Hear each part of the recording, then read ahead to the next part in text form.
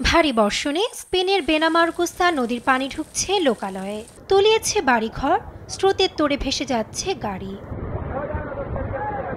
বুধবার সকালে স্পেনের আবহাওয়া অধিদপ্তর পূর্বাঞ্চলীয় ট্যারাগোনা ও দক্ষিণাঞ্চলীয় মালাগা প্রদেশে জারি করে রেড অ্যালার্ট।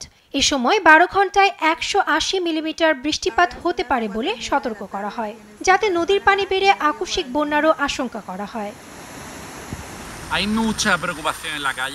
জনগণ অনেক বেশি চিন্তিত, কারণ 5 বছর আগে নদীর পানি 1 মিটার বেড়ে গিয়েছিল। এতে স্কুলের দেয়াল ধসে পড়ে, বাসিন্দাদের বাড়ি ঘর বন্যার পানিতে ভেসে যায় এবং এটা ছিল সত্যিকারের বিপর্যয়। প্রাণ বাঁচাতে বহু মানুষকে নিরাপদ স্থানে সরিয়ে নেওয়া হয়েছে। এ সময় বাড়িতে থেকে কাজ করতে নির্দেশ দেয় দেশটির সরকার। এমনকি স্বেচ্ছাসেবীদের পরিষ্কার কার্যক্রম বন্ধ ঘোষণা করা হয়। আমাদের 6টার মধ্যে বাড়ি ফিরতে বলা হয়েছে। ভারী বর্ষণ আসছে, তাই বাড়িতে অবস্থান নিতে হবে। উঁচু জায়গায় আশ্রয় নিতে বলা হয়েছে। সব নর্দমা ভরে গেছে এবং আমরা সত্যিই জানি না এই বৃষ্টি শুরু হলে কি ঘটবে।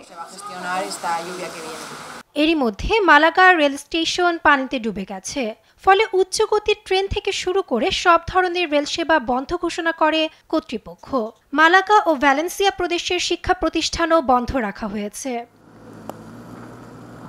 এরই মধ্যে দক্ষিণ আমেরিকার দেশ কলম্বিয়াতে অব্যাহত রয়েছে ভারী বর্ষণ। বুধবার দেশটির প্রেসিডেন্ট জানান, এই বন্যা মোকাবেলায় প্রাথমিকভাবে 3 কোটি মার্কিন ডলারের সাহায্য প্রয়োজন। ইতিমধ্যেই বন্যায় হাজার হাজার পরিবার ক্ষতিগ্রস্ত হয়েছেন। বেশ কিছু শহরের বাড়িঘরও ধ্বংস হয়।